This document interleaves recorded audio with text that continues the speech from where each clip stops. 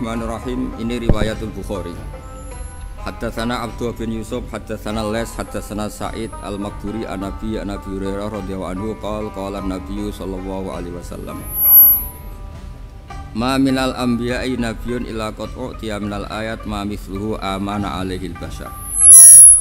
Wa innama kana alladhi utituhu wahyan awhahu wa ilayya fa arju an akuna aktsarahum tabi'an yaumal qiyamah. Dados kita tahu semua nabi itu punya mukjizat, ya, semua nabi itu punya apa? Mukjizat. Mukjizat itu hal yang luar biasa yang memastikan manusia itu tidak bisa menyainginya atau menandinginya. Dan rata-rata mukjizat nabi dulu itu fisik. Misalnya ontanya Nabi Soleh itu kan onta tapi keluar dari batu, itu kan aneh sekali. Atau tongkat Nabi Musa bisa simsalabim mengeringkan laut apa? Merah. Semua nabi itu punya mukjizat dan semuanya berbentuk fisik. Kecuali mukjizatul Rasulullah Shallallahu Alaihi Wasallam itu berupa Al-Quran. Al-Quran itu konsep ilmiah. Terus kata Rasulullah Shallallahu Alaihi Wasallam, tapi saya karena Quran itu justru berharap pengikutku besar dan sampai hari kiamat. Sekarang kita logika ya. Andekan kamu punya tongkatnya Nabi Musa, kalau kamu suka uang, kepikirannya dijual apa dipakai? Kalau kamu suka uang, dipakai. Kalau kamu ahli suudon itu pikirannya ndak, ini asli ndak. Karena yang melihat di Turki itu ya sebagian gitu. Kalau yang suka perdukunan itu bayangkan tuh miliknya. Mungkin dipakai ngakali orang atau apa, pokoknya bayangkan tuh miliknya.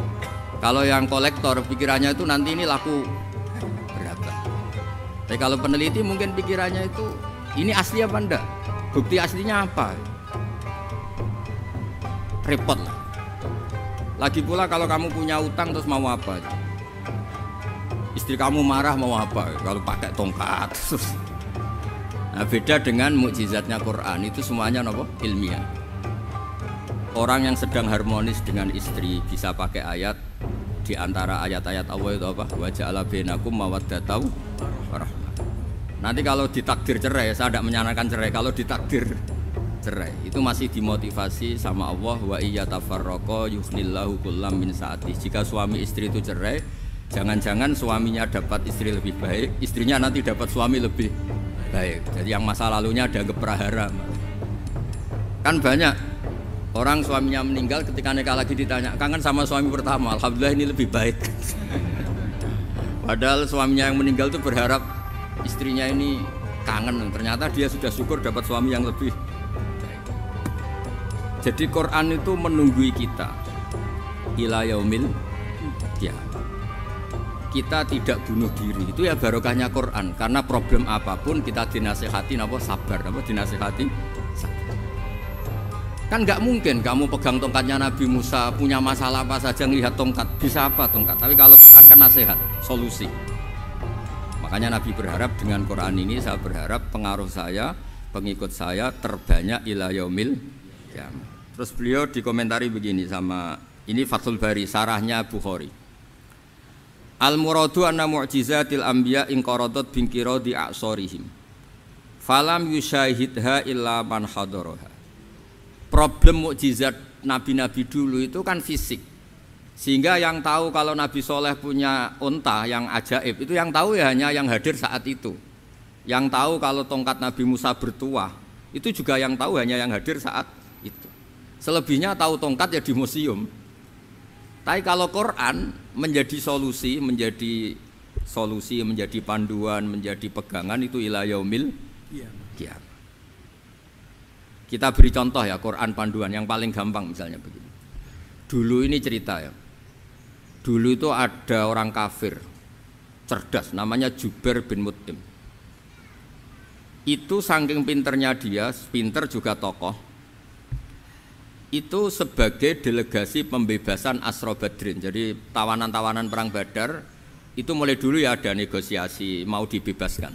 Terus orang-orang kafir ini menugaskan namanya Jubair bin siapa? Mut'im. Ini ada di Bukhari. Karena ini ngaji di Jakarta. Kalau orang nggak tahu hadis juga tanya ini sahih ndak gitu. Wong nggak tahu kok tanya itu aneh-aneh.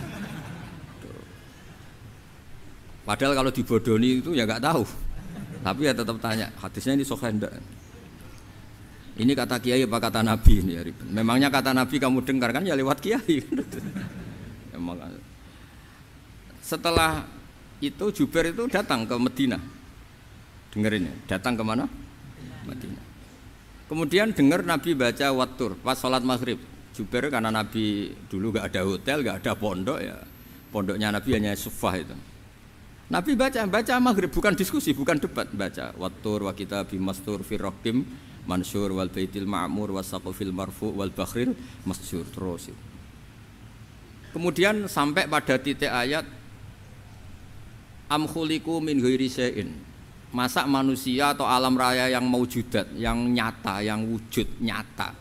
Kemudian asal usulnya itu ketiadaan.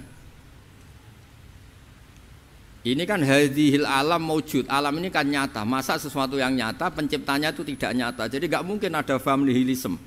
Kalau faham nihilisme berarti melahirkan teori begini. Al-adamu yakhluqu maujudan, sesuatu yang tidak ada menciptakan yang itu kan akal enggak bisa nerima. Kalau sesuatu ini ada, penciptanya pasti ada. Terus akhirnya Jubair bin itu simpuh di depan Rasulullah terus bilang, "Ya Muhammad, kada qalbi ayatir." Hampir saja hati saya terbang.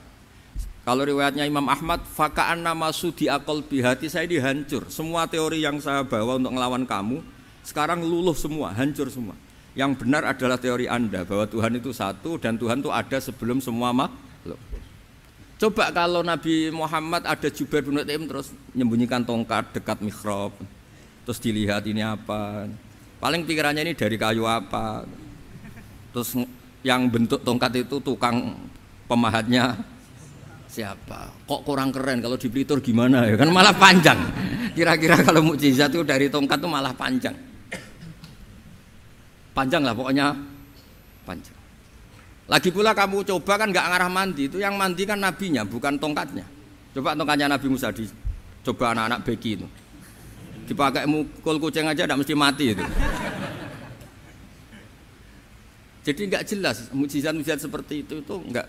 Tapi kalau Quran menunggui sampai saking hebatnya Quran, teori rasionalitas, soal kampanye di mana-mana, tingkat validitas, tingkat kebenaran Quran itu bahkan bisa diuji tanpa membuktikan.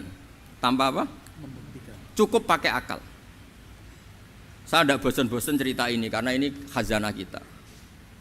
Di kitab Nailul Ma'mul itu, di kitab Usul Fiqih, saya berkali-kali cerita ini karena ini untuk menunjukkan bahwa Quran itu liqaumi ya'qilun, liqaumi yatafakkarun. Ada seorang kiai, seorang ustadz, kiai dulu itu memang orang soleh, alim terus jadi kiai. Kalau kiai sekarang tuh macam-macam, nganggur terus ingin jadi kiai, terus daftar gitu. Ada lowongan di yayasan masuk ingin jadi ustadz karena dengar ada gajinya. Dulu tidak ada seperti itu, tidak ada. Makanya dulu itu kalau ustadz kiai pasti soleh karena dia alim terus ingin orang lain tuh mendapat ilmunya. Kalau sekarang nggak ada yayasan sehat, guru gajinya sekian, yang nggak ingin jadi ustadz tuh daftar karena ada gaji. Apalagi ada kabar, ada gaji, ada mes, ada wah yang daftar banyak. Tapi mentalnya ada kiai sebetulnya. Ya kalau sampean tanya itu baik dah Gus, ya setengah baik. Ya maksudnya setengah baik ya ada baiknya lah, namanya profesi ngajar itu kan baik. Tapi setengah saja karena motifnya itu nyari gaji, bukan ingin mencerdaskan umatnya Rasulullah SAW. Itu Imam Amudi itu guru matematika. Saya nggak bosan-bosan cerita ini, guru matematika. Muridnya sampai takut, ini masuk surga ndak? Kiai kok ndak ngajarin istighosa atau tahlil malah ngajarin apa? Matematika. Beliau meninggal terus muridnya tanya, "Ma fa'alallahu bik?" Kira-kira gitu. Apa yang dilakukan Allah? Allah nyambut Anda gimana? Terus kata Imam Amudi, "Bagus, saya disuruh ngajar malaikat." Karena malaikat kan enggak pernah kayak anak beki gini ngaji gini. Malaikat itu enggak pernah ngaji, dia iman saja karena tahu surga, tahu neraka terus iman gitu aja. Jadi imannya malaikat tuh enggak keren kita. Imannya loh. Loh itu yang ngendikan Nabi loh, enggak saya. Nabi pernah tanya sama sahabat, "Iman yang paling keren siapa?" Jawabannya sahabat, "Malaikat." Ya ndak karuan malaikat iman. Wong dia yang tahu surga neraka, tahu segalanya, masa ada ndak iman? Ya pasti iman lah katanya. Terus ya para sahabat engkau iman ya wajar kan, menangi saya, nemuin saya. Yang hebat itu orang-orang yang tidak melihat saya, tidak saya didik tapi tetap iman. Karena dididik akal, ya tadi dididik Quran, apa dididik Quran. Sama siapa? Teks bahasa Arabnya masang. Terus Mama Mudi kata Allah, suruh dia ngajarin para malaikat cara menemukan saya. Malaikat dikumpulin, terus Mama Mudi disuruh ngajar. Sama singkat kata-katanya Allah di mimpi itu. Istadilla ala wahdaniyati bihadrati malaikati. Tolong ajarkan cara menemukan saya padahal Anda ini manusia yang tidak melihat saya. Anda di Jakarta kan hanya gedung-gedung. Paling jadi khayal terus nikmat lah, Anda ikut punya tapi ikut nikmati. Itu orang desa-desa kalau ke Jakarta itu pokrol. Wah, di Jakarta itu gedungnya tinggi-tinggi, tidak kayak kampung sini. Lu udah ikut punya, ikut bangga. Di Jakarta orangnya cantik-cantik, tidak kayak orang sini. Padahal dia ya tidak dapat orang cantik gitu. Jadi Allah itu saking pinternya, miskin-miskin ya bisa berkhayal dan bahagia. Nah, itu alhamdulillah betul. Akhirnya itu apa ini anak-anak begini saya tak niati ngajar standar anak-anak akademik. Terus pertama yang diajarkan hanya bilang gini, sama siapa teknya itu? Ya malaikat wahai para malaikat. Terus beliau bilang, nisbatus naini wassalasah ila mala nihayata lahu nisbatul far'i ilal asli. Angka itu jumlahnya berapapun 2, 3 sampai triliunan. Semuanya itu nisbatul far'i ilal asli. Bin nisbat ilal wahid nisbatul far'i ilal asli. Angka 2 ya cabangnya 1, 3 ya cabangnya 1, 1 triliun ya cabangnya 1. Tetap yang asal usul adalah angka 1. Itu nangis semua malaikat. Cara Jawa itu mandekman kue iman kaya imanku. Makanya imannya umat Rasulullah sallallahu alaihi wasallam itu PD-nya yakinnya kayak imannya malaikat. Kalau Tuhan itu 1. Karena angka enggak bisa dimulai kecuali dengan angka 1. Makanya nisbatus naini wassalasah ila ma la nihayata lahu iku nisbatul far'i ilal asli. Semuanya itu nisbatnya cabang ke induk. Berarti semua alam raya ini tetap asal usulnya 1, yaitu qul huwallahu ahad. Nah, itu namanya akal. Umatnya Rasulullah itu ditinggali mukjizat akal lewat panduan Quran, sehingga meskipun kita tidak menangi Rasulullah, tidak menangi sahabat, kita tidak tahu malaikat Jibril, tapi cara iman kita ini tidak kalah keren. Yakin hakul yakin. Terus kedua, gambar. Kamu gambar rumah, gambar hewan, gambar apa saja, mesti dimulai 1 titik. Entah gambar kamu bagus, entah jelek, tetap dimulai 1 titik. Nah, titik ini namanya nuqtatul wujud. Semua alam raya dimulai dari 1 titik, yaitu nuqtatil wujud. Makanya Quran dimulai bismillah, dan bismillah itu dipilih sama Allah pakai pertama ba itu ada titik. Itu kata semua ulama. Itu titik itu singkatan dari bi kana makana wa bi yakunu mayakun. Karena saya semuanya ada. Bi itu karena saya. Jadi makanya santri-santri beki tidak usah bayangkan kamu jadi wali terus bisa terbang ke Mekah, tidak usah. Kalau terbang ke Mekah ya sudah umroh aja bayar. Kalau enggak ya maklaran KBH atau apa, pokoknya cari gratis. Ya gratis kan, dapat orang 10 gratis 1. Terus orang enggak umroh-umroh dirayu-rayu supaya umroh. Repot. Itu pelanggaran fikih itu. Kalau orang punya utang tuh wajibnya hanya utang dulu gitu. Wah repot. Saya itu juga sering bingung di kampung-kampung. Gus sama umroh. Kenapa? Dapat gratisan. Minta uang saja buat nyaur utang, nggak boleh. Wah, secara fikih yang wajib itu nyaur utang bukan umroh. Nggak boleh Gus diminta uang, nggak boleh, harus umroh. Udah gitu saya ini bingung Gus mau umroh, nggak nikmati. Kenapa? Disuruh ngajar Gus. Repot semua kalau ibadah mergawe ya gini, bingung semua.